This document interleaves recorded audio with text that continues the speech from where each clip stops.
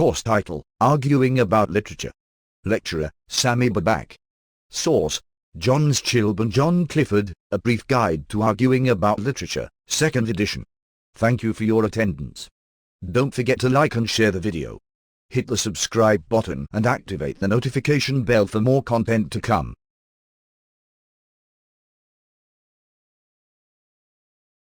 8. The elements of short fiction. To improve your ability to analyze stories, you need to grow familiarity with typical elements of short fiction.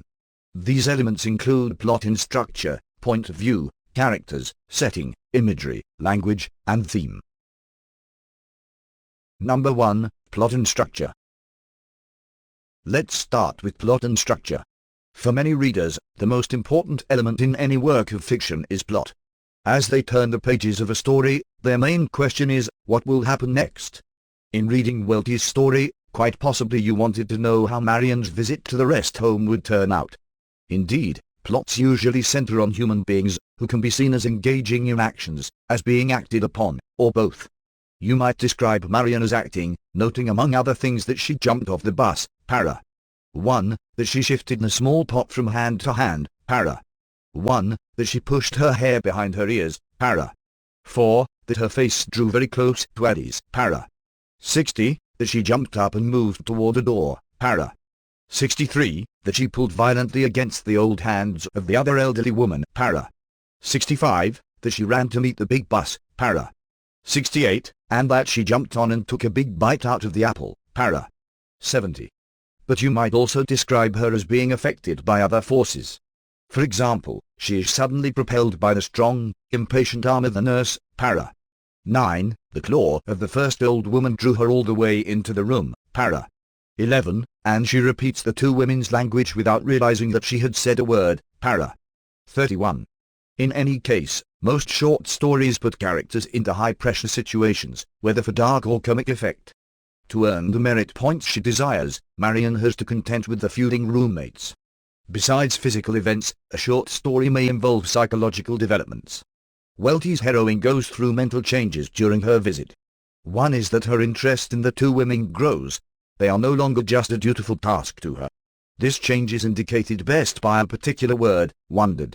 When the women discuss a previous visitor, Marian wondered about the animal imagery suddenly filling her mind, para. 26. When the first old woman perches the plant high on the top of the wardrobe, the girl wondered how she had ever succeeded in placing it there, para. 32.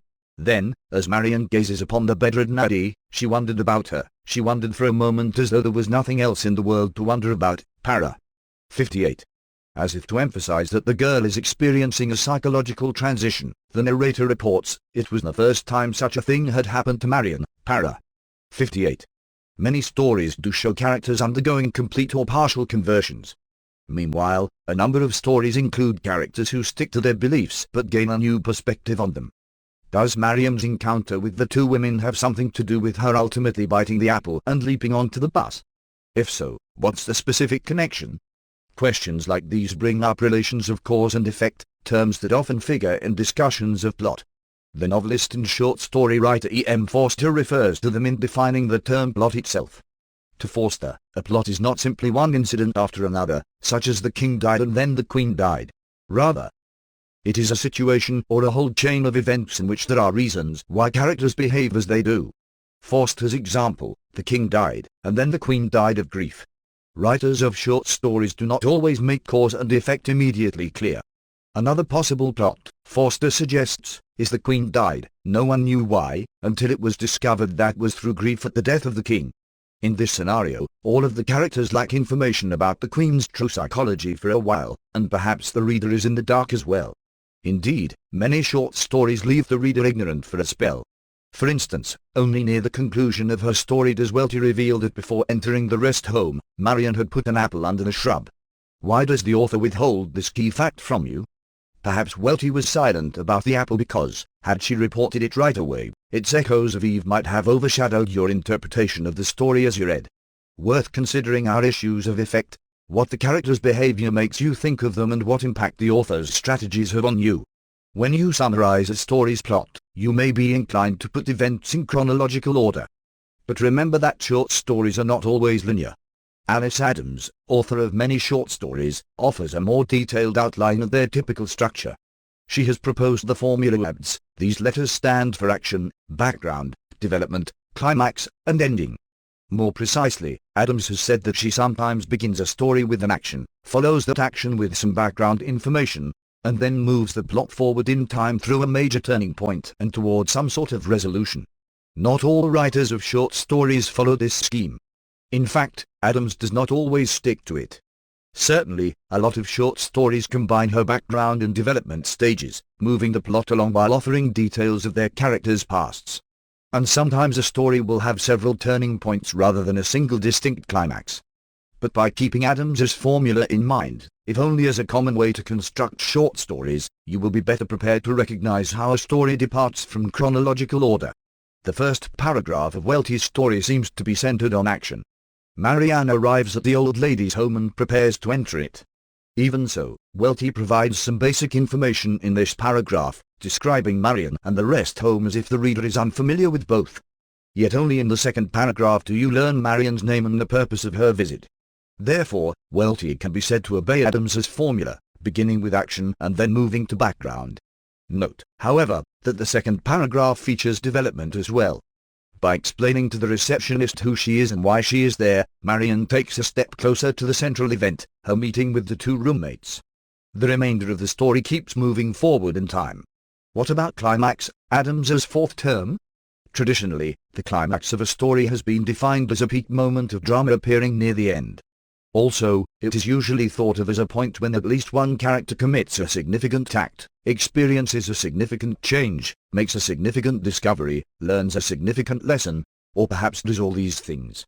With Welty's story, you could argue that the climax is when Marianne asks Addie her age, meets with refusal, sees Addie crying, and tries to bolt. Certainly, this is a dramatic moment, involving intense display of emotion resulting in Marianne's departure. But Welty indicates, too, that Marianne here experiences inner change. When she looks on Addie as though there was nothing else in the world to wonder about, this is the first time such a thing had happened to Marianne. Adams's term ending may seem unnecessary. Why would anyone have to be reminded that stories end? Yet a story's climax may engage readers so much that they overlook whatever follows. If the climax of Welty's story is Marianne's conversation with the tearful Addie, then the ending is basically in four parts: the plea that Addie's roommate makes to Marianne as she is leaving, Marianne's final encounter with the receptionist, Marianne's retrieval of the apple, and her escape on the bus, where she bites into the apple. Keep in mind that the ending of a story may relate somehow to its beginning. The ending of Welty's visit of charity, for instance, brings the story full circle. Whereas at the start Marianne gets off a bus, hides the apple, and meets the receptionist, at the conclusion she rushes by the receptionist, recovers the apple, and boards another bus.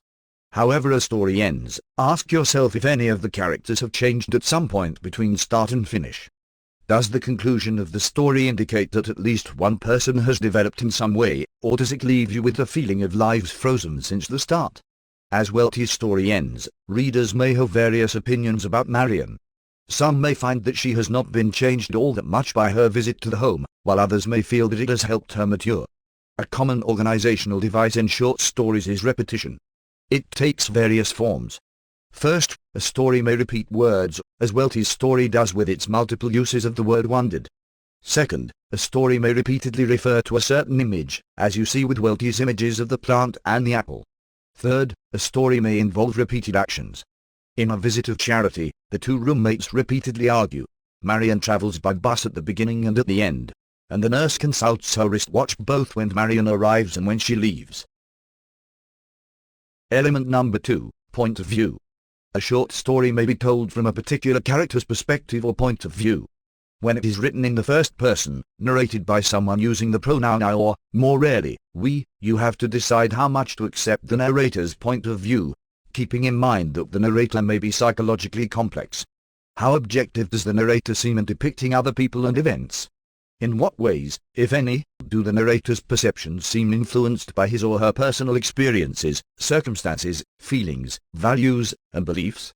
Does the narrator seem to have changed in any way since the events recalled? How reasonable do the narrator's judgments seem? At what moments, if any, do you find yourself disagreeing with the narrator's view of things? Not every short story is narrated by an identifiable person. Many of them are told by what has been traditionally called an omniscient narrator. The word omniscient means all-knowing and is often used as an adjective for God. An omniscient narrator is usually a seemingly all-knowing, objective voice. This is the kind of voice at work in Welty's story, right from the first paragraph. There, Marion is described in an authoritatively matter-of-fact tone that appears detached from her, holding a potted plant before her. A girl of 14 jumped off the bus in front of the old lady's home. Keep in mind, though, that a story may rely primarily on an omniscient narrator and yet at some points seem immersed in a character's perspective. This, too, is the case with Welty's story. Consider the following passage about Marion. Everything smelled wet, even the bare floor. She held on to the back of the chair, which was wicker and felt soft and damp. Her heart beat more and more slowly, her hands got colder and colder, and she could not hear whether the old women were saying anything or not. She could not see them very clearly. How dark it was! The window shade was down, and the only door was shut. Marion looked at the ceiling. It was like being caught in a robber's cave, just before one was murdered. The passage remains in the third person, referring to she rather than to I. Nevertheless, the passage seems intimately in touch with Marion's physical sensations. Indeed, the sentence "how dark it was" seems something that Marion would say to herself. Similarly, the analogy to the robber's cave may be Marion's own personal perception, and as such, the analogy may reveal more about her own state of mind than about the room. Many literary critics use the term free and direct style for moments like this, when the narrator, otherwise omniscient, conveys a particular character's viewpoint by resorting to the character's own language. Throughout this course, we encourage you to analyze an author's strategies by considering the options that he or she faced. You may better understand a short story's point of view if you think about the available alternatives. For example, how would you have reacted to Welty's story if it had focused on Addie's perceptions more than on Marion's? Element number 3, characters. Although we have been discussing plots, we have also referred to the people caught up in them. Any analysis you do of a short story will reflect your understanding and evaluation of its characters. Rarely does the author of a story provide you with extended, enormously detailed biographies. Rather, you see the story's characters at select moments of their lives. To quote William Trevor again, the short story is the art of the glimpse. You may want to judge characters according to how easily you can identify with them. Yet there is little reason for you to read works that merely reinforce your prejudices. Furthermore, you may overlook the potential richness of a story if you insist that its characters fit your usual standards of behavior. An author can teach you much by introducing you to the complexity of people you might automatically praise or condemn in real life. Many of us would immediately condemn someone reluctant to help old women, but Welty encourages us to analyze carefully the girl in her story rather than just denounce her.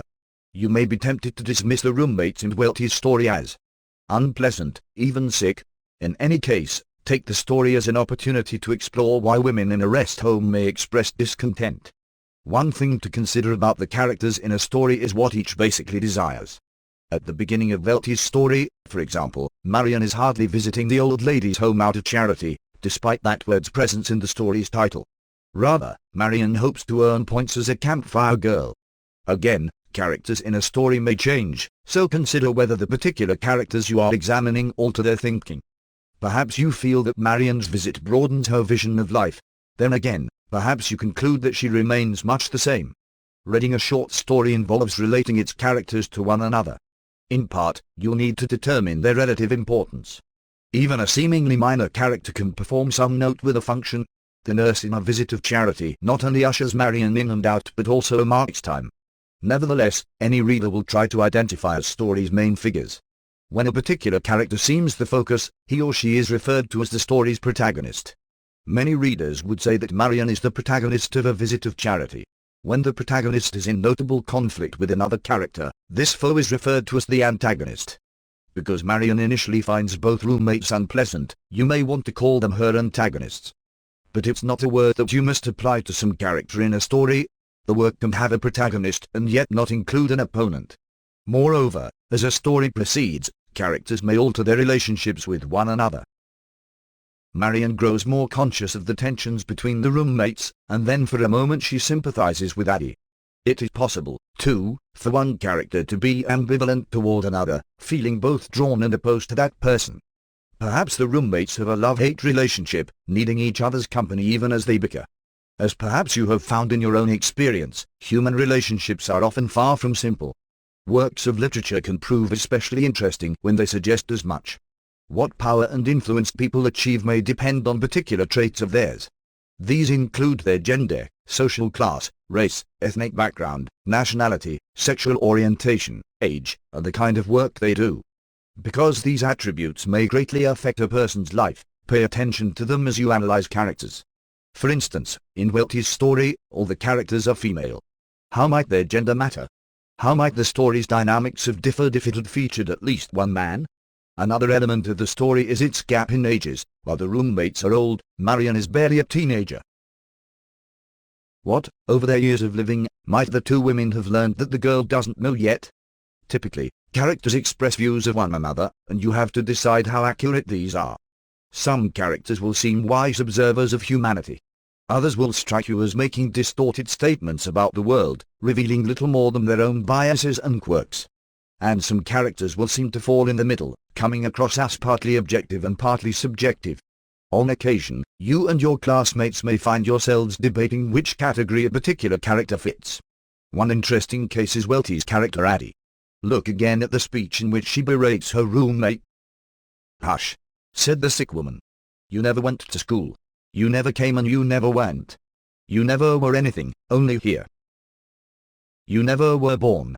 You don't know anything. Your head is empty, your heart and hands and your old black purse are all empty, even that little old box that you brought with you brought empty, you showed it to me. And yet you talk all the time until I think I'm losing my mind. Who are you? You're a stranger, a perfect stranger. Don't you know you're a stranger?" Is it possible that they have actually done a thing like this to anyone, sent them in a stranger to talk, and rock, and tell away her whole long rigmarole? Do they seriously suppose that I'll be able to keep it up, day in, night out, living in the same room with a terrible old woman, forever? Some may argue that this speech is merely an unreasonable rant, indicating Addie's dour mood rather than her roommate's true nature. For one thing, contrary to Addie's declaration, the roommate must have been born. Yet it can also be argued that Addie shrewdly diagnoses her situation. Perhaps statements like "you never were born," "your head is empty," and "you're a stranger" are true in a metaphorical sense. Element number 4, setting. Usually, a short story enables readers to examine how people behave in concrete circumstances. The characters are located in a particular place or setting. Moreover, they are shown at particular moments in their personal histories. Sometimes the story goes further, referring to them as living at a certain point in world history.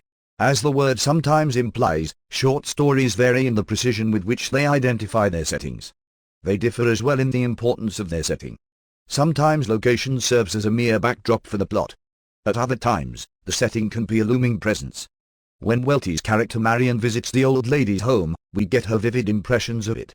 Even when a story's setting seems ordinary, it may become filled with drama and meaning as the plot develops. One way of analyzing characters is to consider how they accommodate themselves, or fail to accommodate themselves, to their surroundings. The two roommates in Welty's story are evidently frustrated with living in the old lady's home, and they take out their frustration on each other. Element number 5, imagery. Just like poems, short stories often use imagery to convey meaning. Sometimes a character in the story may interpret a particular image just the way you do. Some stories, though, include images that you and the characters may analyze quite differently. One example is the apple in Welty's story.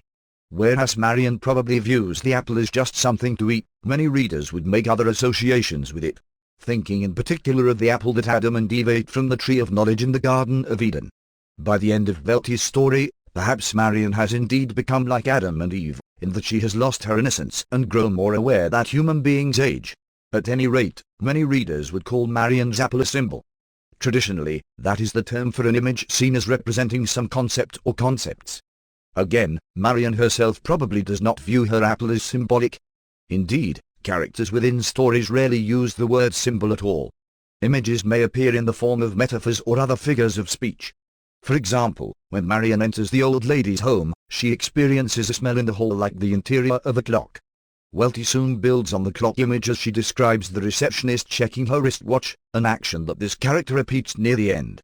Welty's whole story can be said to deal with time and its effects, both on the old and on the young. Images in short stories usually appeal to the reader's visual sense. Most often, they are things you can picture in your mind. Yet stories are not limited to rendering visual impressions. They may refer to other senses, too, as when Welty's young heroine notices the odor in the hall. Element number 6, language. Everything about short stories we have discussed so far concerns language. After all, works of literature are constructed entirely out of words. Here, however, we call your attention to 3 specific uses of language in stories: title, predominant style, and dialogue. A story's title may be just as important as any words in the text. Not always will the relevance of the title be immediately clear to you. Usually, you have to read a story all the way through before you can sense fully how its title applies. In any case, play with the title in your mind, considering its various possible meanings and implications. In analyzing the title of Welty's A Visit of Charity, you may find it helpful to think about this famous passage from the King James translation of the New Testament. And now a bit of faith, hope, charity, these 3. But the greatest of these is charity. You may also want to look up the word charity in a dictionary. Not all short stories have a uniform style. Some feature various tones, dialects, vocabularies, and levels of formality. Welty's story incorporates different types of speech almost from its start. When, using rather formal language, the nurse asks Marion, "Acquainted with any of our residents?" Para. 3. The girl puts this question more plainly, "With any old ladies?" Para. 4. Stories that do have a predominant style are often told in the first person, thus giving the impression of a presiding voice. Charlotte Perkins Gilman's The Yellow Wallpaper teems with the anguished expressions of its beleaguered narrator. Dialogue may serve more than one purpose in a short story. By reporting various things, characters may provide you with necessary background for the plot. In Welty's story, it's only from the roommate's fragmentary remarks that Marion, and the reader, can learn anything about their lives up until now. Actually, dialogue can also be thought of as an action in itself, moving the plot along. Try to identify the particular kinds of acts that characters perform when they speak. When the first roommate asks the departing Marion for a coin, she seems to be begging, but perhaps she is also doing whatever she can to hold the girl there. Her having clutched the child, para. 64, suggests as much. Indeed, dialogue may function to reveal shifts in characters' relations with one another.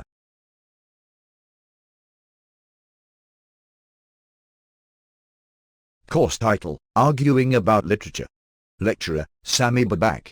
Source: Johns Chilb and John Clifford, A Brief Guide to Arguing About Literature, 2nd edition. Thank you for your attendance. Don't forget to like and share the video.